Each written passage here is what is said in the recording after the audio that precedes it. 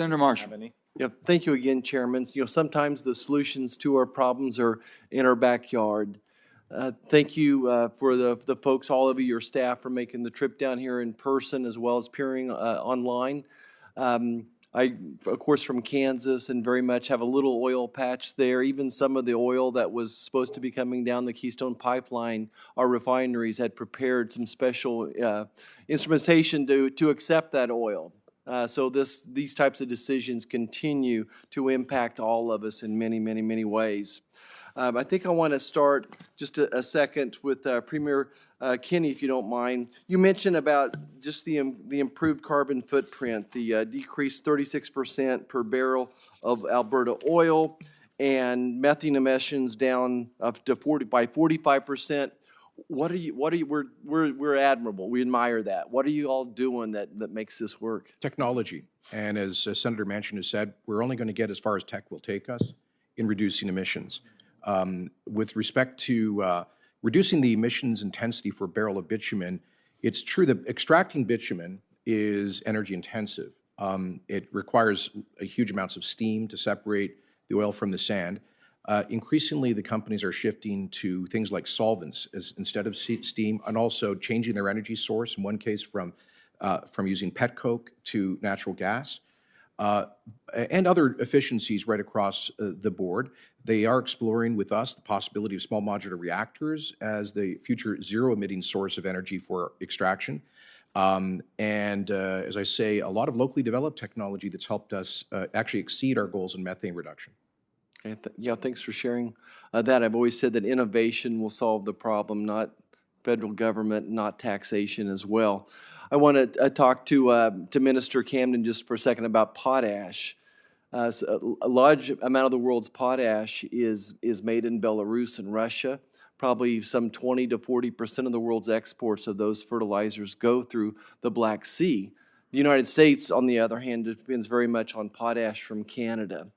For a lot of reasons that evidently we can't mine it here. I don't know what's different, but it seems like our American companies have given up on mining.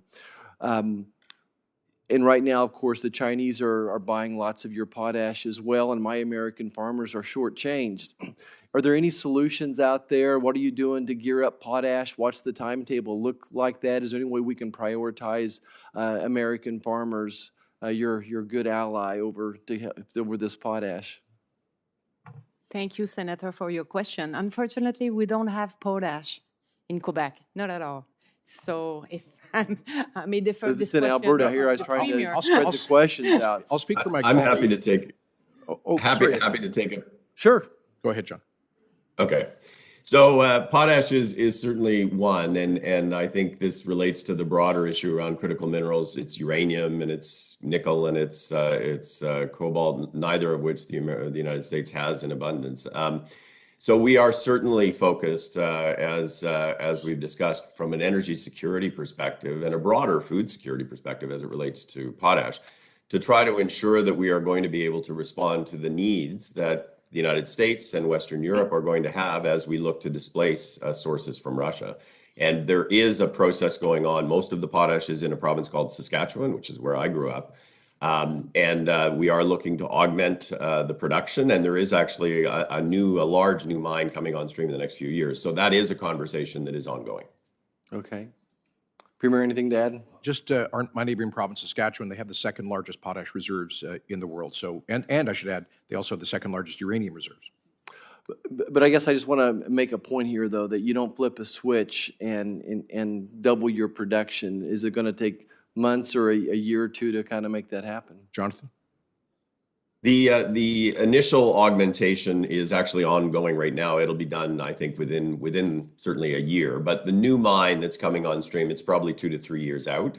But certainly we are going to see significant increases over the next little while, which will help to ensure that we can wean ourselves off of Russian sources and Belarusian. Thank you so much, everybody. Chairman, I yield back. Thanks,